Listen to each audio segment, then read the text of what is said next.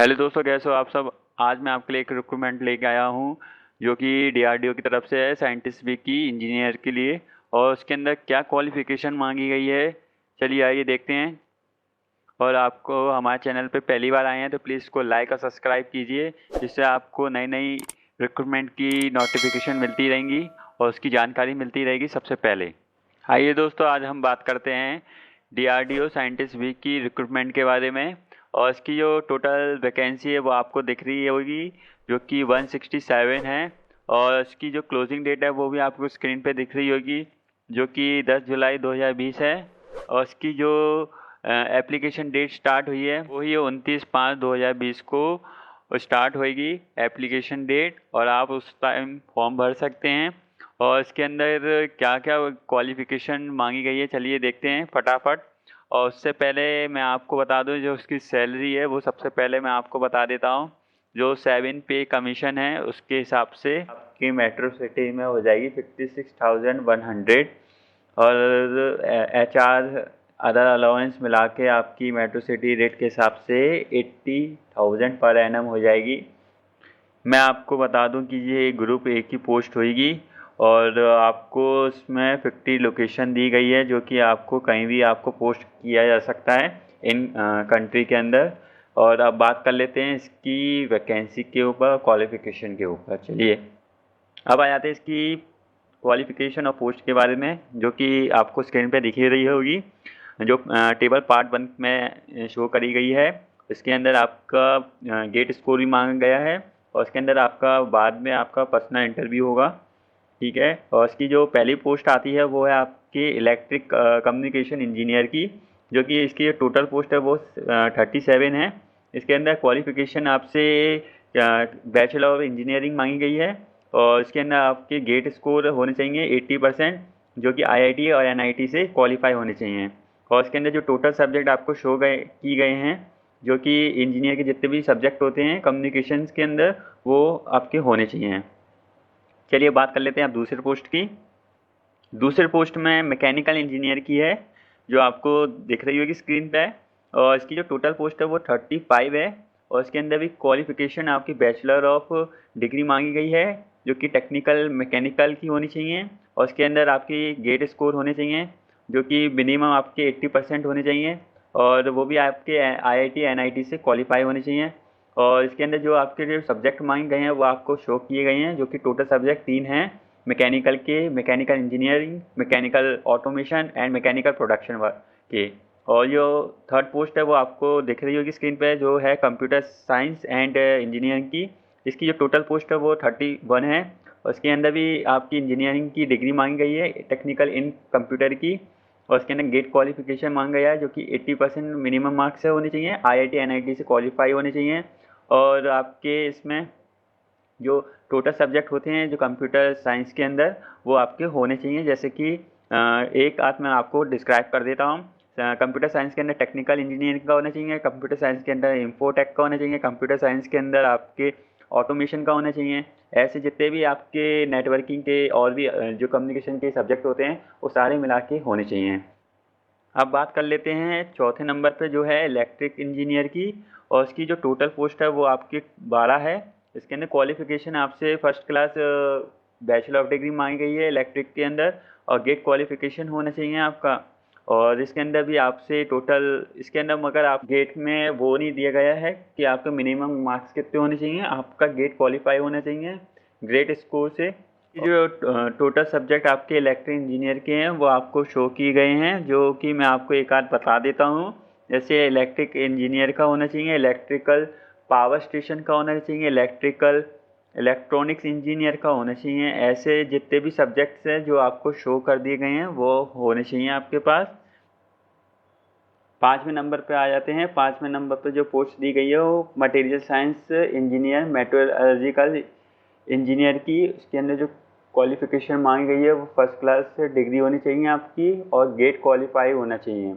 इसके अंदर जो टोटल सब्जेक्ट आपको शो किए गए हैं वो आपके होने चाहिए।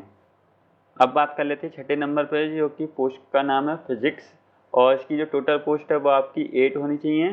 क्वालिफिकेशन इसमें बैचलर ऑफ डिग्री फिजिक्स की होनी चाहिए, और ग्रेड स्कोर होना चाहिए गेट का। और उसके अंदर जो पेपर कोड दिया गया है वो है PH। और इसके अंदर जितने भी सब्जेक्ट आते हैं फिजिक्स के वो आपके होने चाहिए। अब बात कर लेते हैं 7वें नंबर पे पोस्ट की, जो कि केमिस्ट्री की है। इसकी जो टोटल पोस्ट है वो आपकी 7 है, और उसके अंदर qualification bachelor of degree first class से होनी चाहिए और गेट पास होना चाहिए आपका। इसके अंदर मिनिमम मार्क्स नहीं मांगे गए हैं, और इसका जो पेपर कोड है वो CY है, और इसके जो जितने भी सब्जेक्ट होते हैं केमिस्ट्री के वो आपके होने चाहिए। एंड अब बात कर लेते हैं 8 नंबर पे, जो कि केमिकल इंजीनियर की है। इसकी जो टोटल पोस्ट है वो 6 है, और इसके अंदर जो क्वालिफिकेशन मांगा गया है वो भी आपका इंजीनियर की डिग्री होनी चाहिए, केमिकल इंजीनियर की फर्स्ट क्लास से गेट स्कोर होने चाहिए, ग्रेट स्कोर होना चाहिए गेट का। एंड इसका जो पेपर कोड है वो आपका CH है, और उसके अंदर केमिकल की जितने भी सब्जेक्ट होते हैं इंजीनियरिंग के वो आपके होने चाहिए। अब बात कर लेते हैं 9th नंबर पे एरोनॉटिक इंजीनियर की, जिसके टोटल पोस्ट है 4 है। इसके अंदर भी आपकी बैचलर डिग्री होनी चाहिए फर्स्ट क्लास से, और इसके अंदर गेट स्कोर होना चाहिए आपका क्वालिफाई। एंड इसका पेपर कोड आपका AE है, और इसके अंदर जितने भी एरोनॉटिक के जितने भी सब्जेक्ट होते हैं 3 सब्जेक्ट दिए गए हैं जो मैं आपको बता देता हूँ। एरोनॉटिक इंजीनियर का होना चाहिए, और एस्ट्रोस्पेस का होना चाहिए, एस्ट्रोस्पेस का भी होना चाहिए, जो कि एविएशन का काम करता है।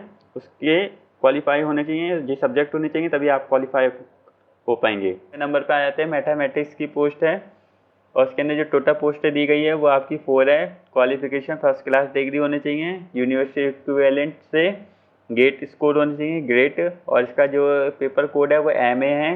और इसके जो भी सब्जेक्ट हैं, जो 3 सब्जेक्ट आपको शो किए गए हैं, mathematics, apply mathematics, mathematics and computing का आपके होने चाहिए, तभी आप क्वालिफाई कर पाएंगे। अब 11 नंबर पे आ जाते हैं, जो कि सिविल इंजीनियर की है। इसके अंदर जो आपकी टोटल पोस्ट दी गई है वो आपको 3 दी गई है, एंड इसके अंदर भी क्वालिफिकेशन डिग्री मांगी गई है फर्स्ट क्लास से, और गेट स्कोर होना चाहिए क्लियर। एंड जितने आपके सब्जेक्ट शो किए गए हैं वो आपके होने चाहिए।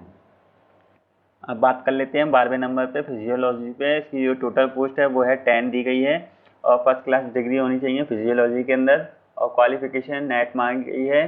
अगर आपने 2020 जून में नेट एग्ज़ाम अप्लाई किया है तो उसका जो स्कोर आएगा वो आपको 15 दिन के अंदर देना होगा जब अप्लाई कर देंगे फॉर्म। एंड इसके अंदर जो जितने भी सब्जेक्ट होते हैं फिजियोलॉजी में जो आपको शो किए गए हैं वो आपके होने चाहिए।